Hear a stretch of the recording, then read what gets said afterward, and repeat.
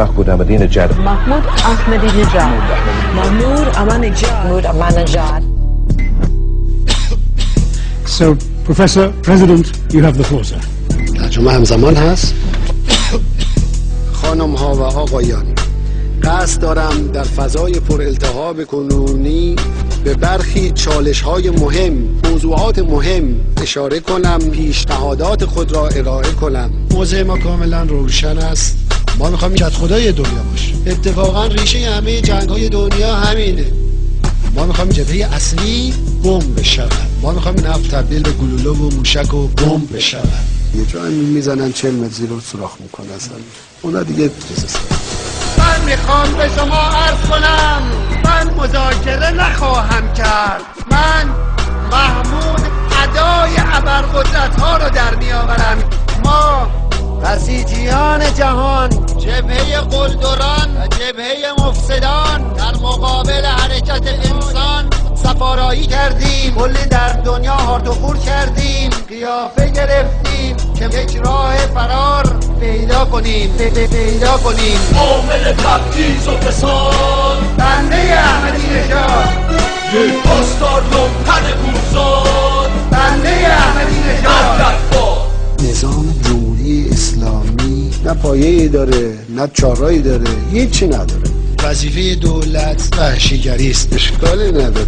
بالاخره انتخابات نزدیک است. انتخابات حساس‌ترین موضوع. انتخابات خیلی مهمه. دوستان ما لهله می‌زدن و خیلی تلاش کردن که یه موقع کسی جانمونه جایی. این ولی اون ولی وسطی بالایی پایین. چرا شرکت نمی‌کنه یه نفر؟ انتخاب طراحی شده پشت درهای بسته انتخاب واقعی است. قانون مال غربیاست. یه خودی هم شکرشون رو صابون نزنه. عامل تبعیض و فساد، بنده احمدی‌نژاد، پاسدار لومپن گوزاد، بنده احمدی‌نژاد. شما میدانید که امام وسط جمعیت داشت له میشد. امام اومد به من گفت محمود. گفتم چی؟